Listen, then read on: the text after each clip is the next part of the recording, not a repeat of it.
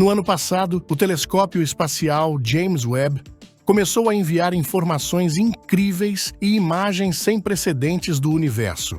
De costas para o nosso Sol, protegendo-se do saturamento da luz de nossa estrela principal, ele voltou seus enormes espelhos dourados para o universo.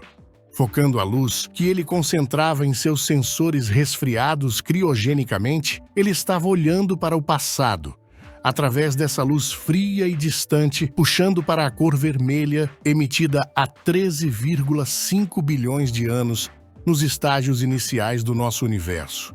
Uma conquista humana incrível, mas... E se criássemos um radiotelescópio espacial maior ainda, nós poderíamos retroceder ainda mais no tempo? Vamos descobrir isso juntos, agora mesmo.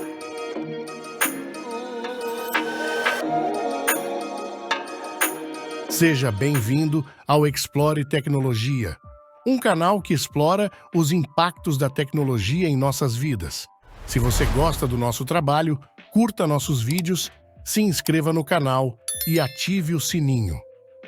Sim, se conseguirmos detectar sinais emitidos pelos átomos de hidrogênio em nosso universo primordial, luz que nem mesmo o telescópio James Webb consegue detectar, voltaríamos ainda mais no tempo. No entanto, é um grande desafio construir radiotelescópios mesmo aqui na Terra.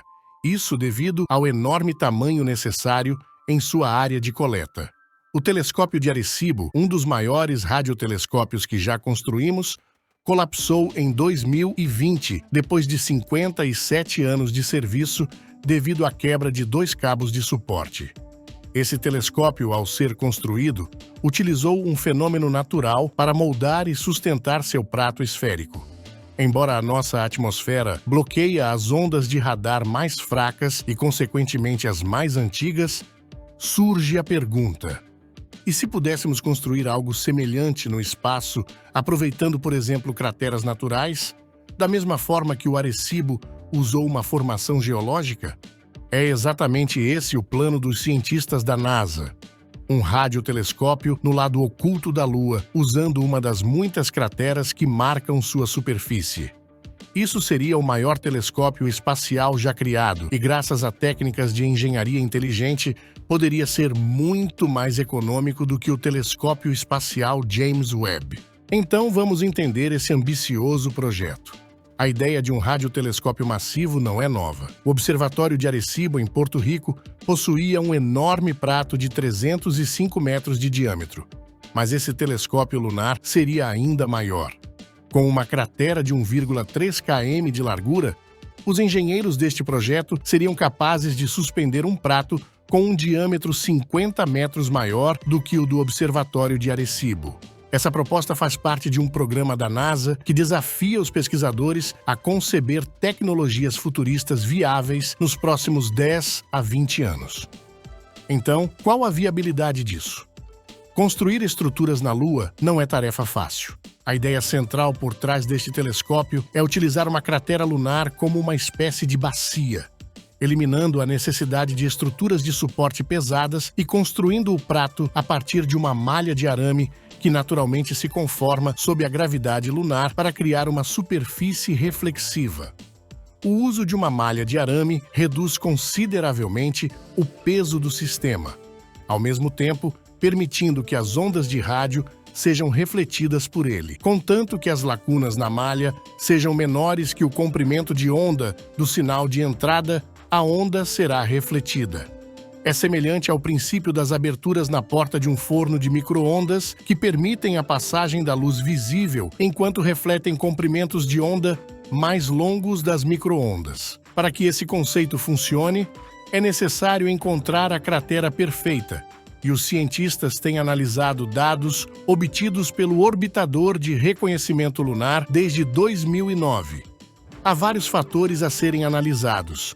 Primeiramente, a cratera precisa estar localizada no lado oposto da Lua, que está sempre virado para longe da Terra devido à sua rotação sincronizada. Quanto mais afastada a cratera estiver do lado mais próximo da Lua, melhor. Não se engane, para acomodar o prato de 350 metros de diâmetro, A cratera deve ter uma circunferência de 5 quilômetros e uma profundidade de 175 metros. Ela também deve ser o mais plana possível, sem grandes pedras ou relevo acidentado. O perímetro da cratera deve ser o mais nivelado possível para facilitar a ancoragem dos cabos a serem suspensos. A construção no nosso satélite natural representa um dos maiores desafios do projeto. Mas há soluções. A estrutura de suporte pode ser formada por cabos leves de fibra de carbono, um material que também ajuda a manter a forma da estrutura diante das oscilações de temperatura extremas na Lua, que variam de 170 graus Celsius negativos a 120 graus Celsius durante seus ciclos dia-noite. Essas variações de temperatura seriam suficientes para fazer com que o alumínio, por exemplo, se expandisse e contraísse, deformando a estrutura. Então, os cabos de fibra de carbono seriam ancorados nas laterais da cratera, aproveitando sua curva natural do fio para formar a estrutura de suporte. No entanto, a suspensão dos fios naturalmente criaria uma forma curva, que não seria adequada para o espelho côncavo. Para resolver esse problema, os engenheiros planejam criar uma forma que se assemelhe a um semicírculo ao longo do comprimento do fio, seja adaptando sua forma ou revestindo-o com materiais de diferentes densidades. Não duvide que ancorar esses fios na borda da cratera representa um enorme desafio, especialmente se a construção for realizada sem a assistência de astronautas. Felizmente, a gravidade lunar é muito menor do que a terrestre, o que facilitaria muito o processo.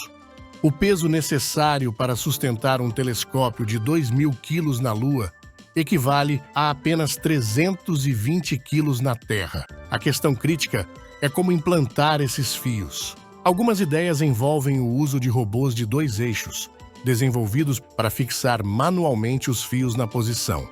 Outra abordagem é estender o fio de ancoragem acima da cratera antes de pousar, seja por meio do lançamento de âncoras antes da aterrissagem ou com vários módulos de aterrissagem que se ancoram em locais pré-estabelecidos.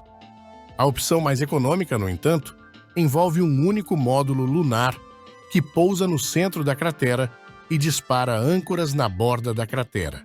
Essas âncoras funcionam de forma semelhante às âncoras de barco, quando tensionadas, penetrando no regolito lunar, que é um composto de grãos minerais não consolidados.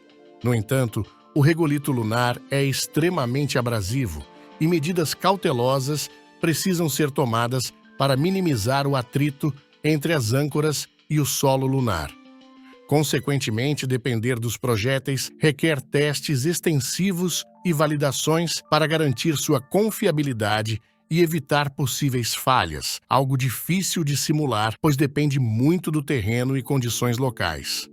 Por outro lado, essa tecnologia utilizando projéteis diminui muito o custo e a complexidade do projeto, com um custo total estimado em 2,4 bilhões de dólares, em comparação com os 10 bilhões de dólares do telescópio espacial James Webb. Uma vez implantadas, essas âncoras formam a estrutura base sobre a qual o restante do telescópio é construído. O receptor da antena é elevado até o ponto focal da estrutura. Se as âncoras forem implantadas individualmente por robôs, a tensão dos fios receptores poderá ser ajustada a partir dos pontos de ancoragem. No entanto, isso deslocaria os fios sobre o regolito lunar abrasivo. Em seguida, vem a malha refletora, que seria construída com um material ultraleve e reflexivo, como, por exemplo, o molibdênio revestido com ouro.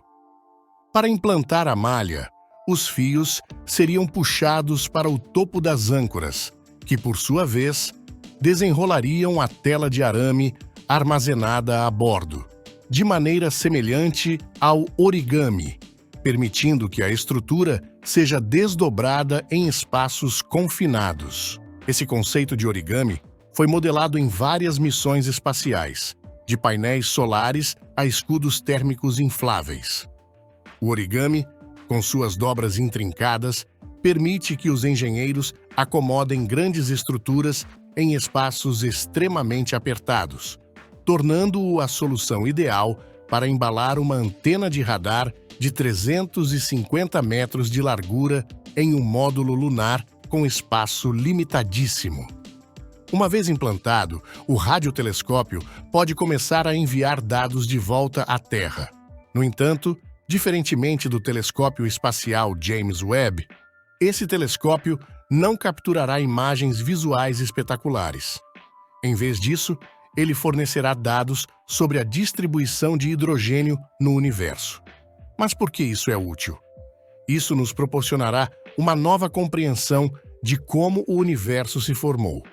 Atualmente, a hipótese principal é que a distribuição do hidrogênio deve ser uniforme no espaço e no tempo.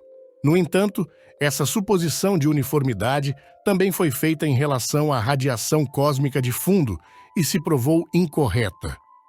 Suposições como essas precisam ser testadas e não podem ser aceitas como fatos definitivos. Este telescópio terá a capacidade de detectar o hidrogênio primordial e, o mais importante, rastreá-lo ao longo do tempo.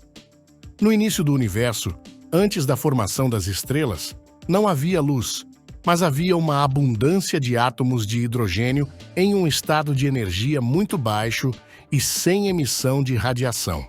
No entanto, esses átomos ocasionalmente eram excitados para estados de energia mais elevados através de colisões com outras partículas atômicas. Mais tarde, essa energia precisava ser irradiada novamente, resultando em fótons de comprimento de onda muito específicos, com 21 centímetros. Esse fenômeno é conhecido como linha de 21 centímetros.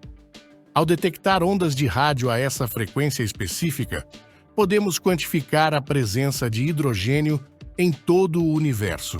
Além disso, o objetivo é não apenas coletar dados em um momento específico, mas também acompanhar a evolução dessas estruturas ao longo do tempo.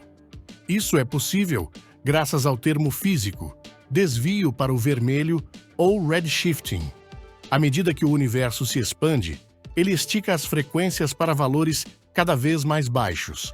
Isso nos permite determinar a idade do sinal com base na extensão de seu comprimento de onda em relação ao comprimento original. Esses dados são essenciais para aprimorar nossos modelos das condições que levaram à formação das estrelas e para obter insights sobre o resfriamento gradual do universo após a grande explosão do Big Bang. Claro que o enorme radiotelescópio seria capaz de muito mais do que apenas detectar sinais iniciais de hidrogênio. O longo espectro de ondas de rádio está repleto de outras informações úteis, por exemplo, detectar e quantificar os campos magnéticos de exoplanetas, identificando potenciais exoplanetas nos quais a vida poderia evoluir. Este é um projeto emocionante, com muito potencial científico e tecnológico.